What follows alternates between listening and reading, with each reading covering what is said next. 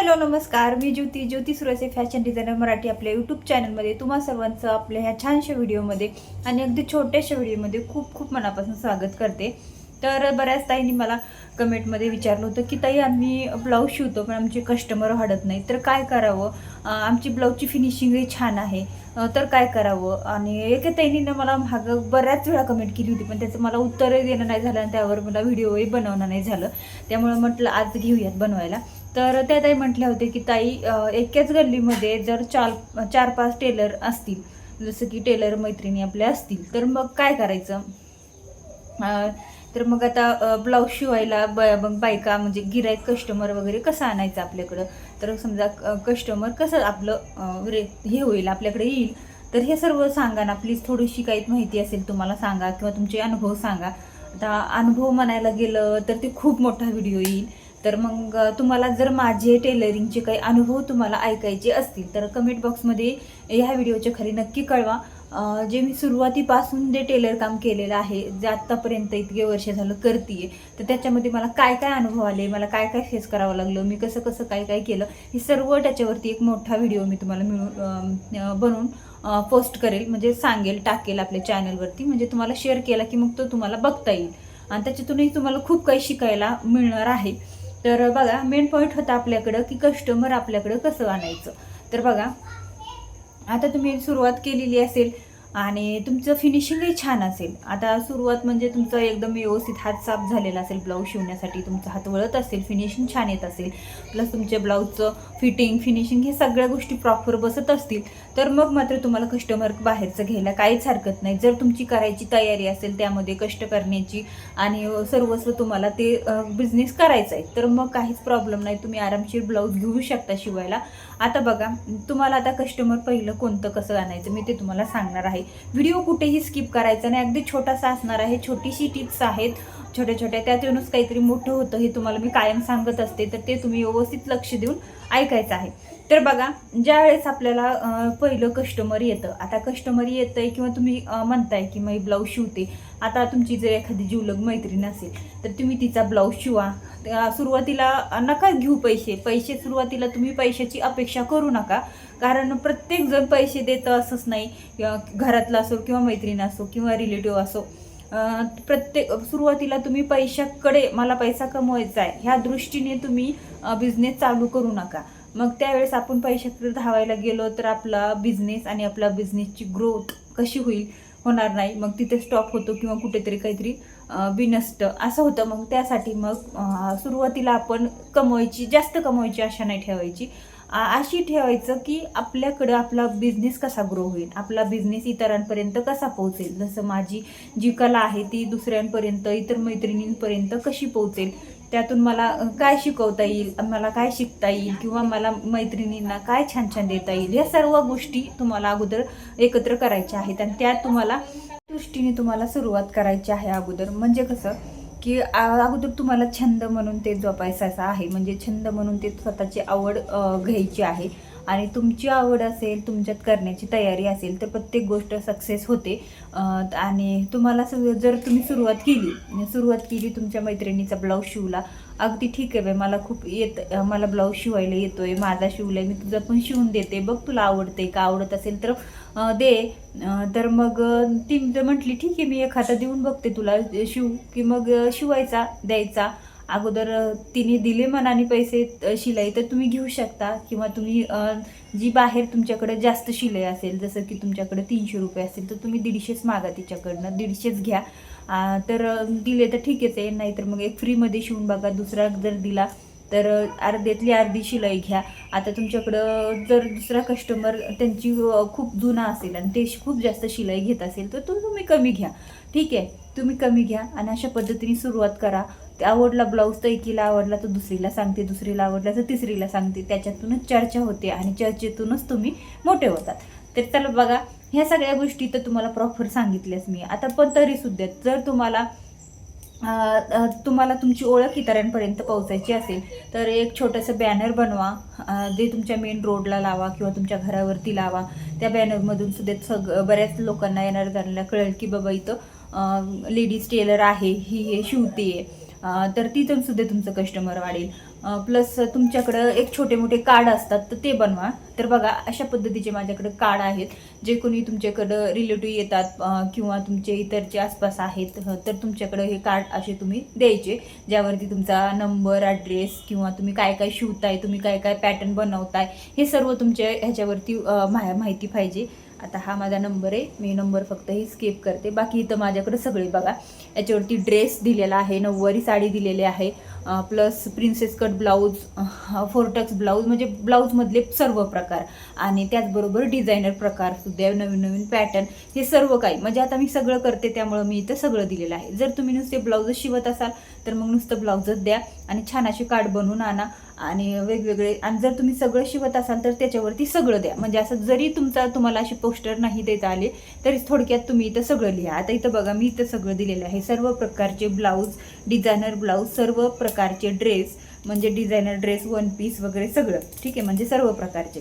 त्यानंतर सर्व प्रकारचे नऊवारी साडी शिवून मिळेल, साडी पिको फॉल करून मिळेल, परत नवनवीन डिझाईन आणि इतर पॅटर्न डिझाईनमध्ये तुम्हाला शिवून मिळतील, बरंच वेगवेगळं काही. आणि त्यानंतर तुमचं जे काही शॉपचं म्हणजे शॉप असेल तर शॉप किंवा तुम्ही घरून करत असाल तर जे काही तुमचं नाव आहे, जे स्वतःचं नाव आहे ते त्याच्यावरती लिहा. तर आता इथं माझं पहिल्यापासूनच नाव ओळखलं जातं की ज्योती सुरसे फॅशन डिझायनर म्हणून. तर इथं मग मी तेच नाव दिलेलं आहे आणि आपलं चॅनलसुद्धा तेच नावाचं आहे, ठीक आहे. तर बघू शकता इथं मी तेच नाव दिलेलं आहे. आता इथं मी तुम्हाला फ्रंट कॅमेराने दाखवते त्यामुळे व्यवस्थित दिसत नाही. मी शेवटला तुम्हाला हे बॅक कॅमेराने दाखवेल, ठीक आहे. तर अशा पद्धतीने तुम्ही कार्ड बनवा. तर बघा माझ्याकडे एवढे सगळे कार्ड आहेत, तर मी एवढे बनवून आणलेले आहेत ना. तर ही अशी बंडल मला आत्तापर्यंत कित्येक लागलेले आहेत, म्हणजे इतर मैत्रिणींना मी बरेच वाटलेले आहेत. आणि रिलेटिव्हकडे तर आपला नंबर असतोच त्यामुळे काही एवढं विशेष नाही. आणि कुणी पण कस्टमर घरी यायच्या अगोदर मग मला फोन वगैरे करून येत असतात किंवा इतर जवळचे असतात तर ते डायरेक्ट येतात मग असे, नाही का. आणि खूप लांबचं असेल तर फोनवरती मग येतात किंवा फोनवरती ब्लाऊज पाठवून देतात, कसं शिवायचं काय शिवायचं फोनवरतीच व्हॉट्सअपला फोटो पाठवतात. हे सगळ्या गोष्टी मग मी मॅनेज करते. तर अशा पद्धतीने मग तुम्ही तुमचा बिझनेस ग्रो करू शकता. त्याचबरोबर तुम्हाला पोस्टर बनवायचं आहे. आता इथं बघा हे पोस्टर मी सुरुवातीला बनवून आणलेलं होतं, आता जवळजवळ खूप वर्ष झाली हे पोस्टर मी बनवलेलं होतं. तर हे पोस्टर बनवून आणलं, मला घरावरती लावायचं होतं. पण मग माझं कसं झालं की मी घरावर लावून म्हणता माझं 1 वर्ष निघून गेलं, 1 वर्ष 6 महिने. तर 6 महिन्यात मी इतकं ग्रोथ झाले की बघायचंच काम नाही, म्हणजे खूप जास्त ग्रोथ झालं. आणि आपल्या कामावरच्या डिपेंड असतं, कामावरती फिनिशिंगवरती आपण काम कसं करतोय, आपण इतरांना बोलतोय कसं, हे सगळ्या गोष्टीसुद्धा त्याच्यावरती मॅटर असतात. तर मग मी हे पोस्टर बनवलं, खूप दिवसात हे पोस्टर मी बनवलेलं होतं, पण आत्तापर्यंत तरी काय मी घराला लावलेलं नाही आहे. तर बघू शकता हे अशा पद्धतीचे एक पोस्टर आहे.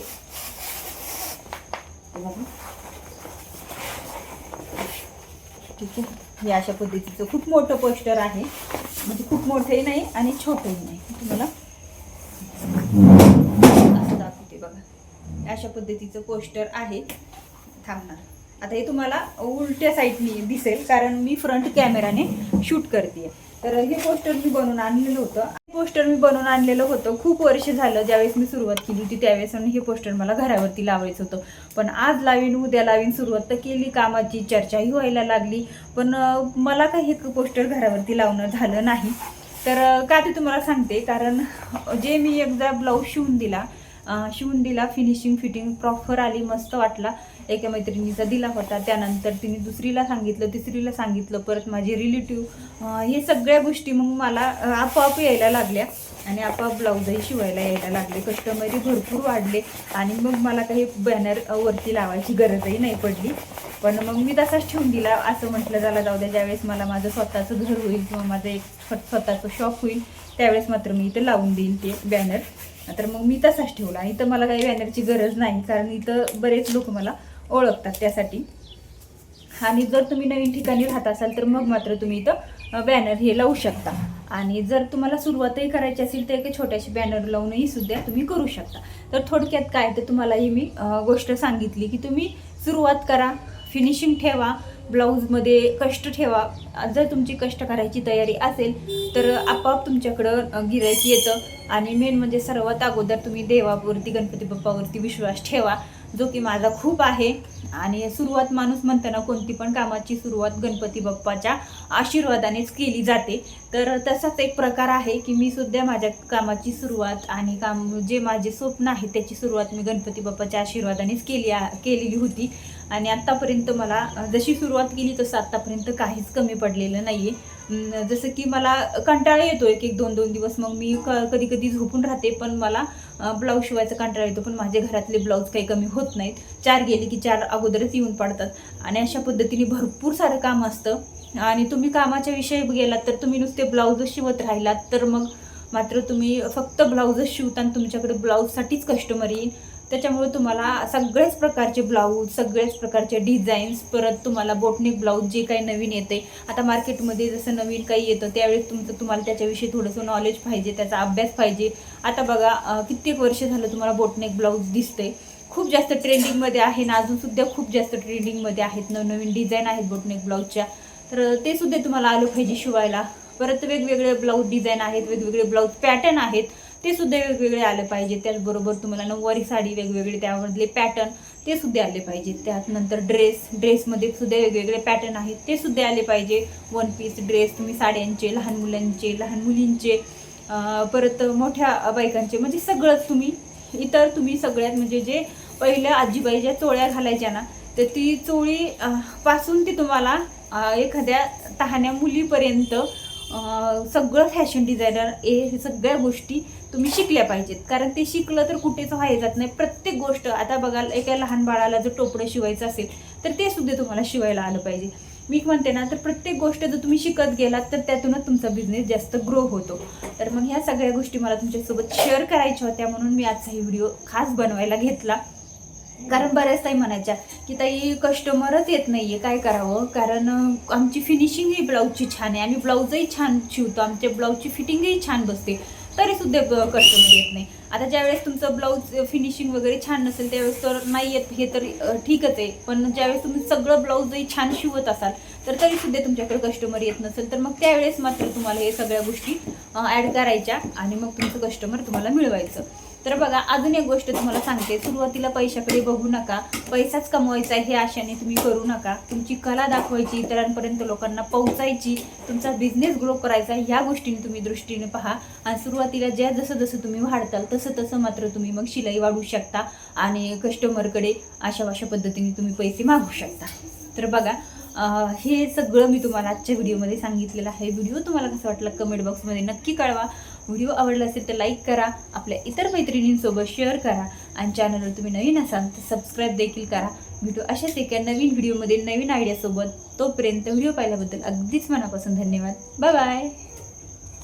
तर बघा, अशा पद्धतीने एक बॅनर बनवा किंवा तुम्हाला छोटे छोटे कार्ड बनवायचे असतील तर ते कार्ड सुद्धा बनवा. मी तर म्हणेल बॅनर आणि कार्ड दोन्ही पण बनवा, म्हणे अशा पण पद्धतीने तुम्हाला त्याचा खूप जास्त उपयोग होतो. तर चला, व्हिडिओला लाईक शेअर करा आणि चॅनलला सबस्क्राईब करा. भेटू नवीन व्हिडिओमध्ये.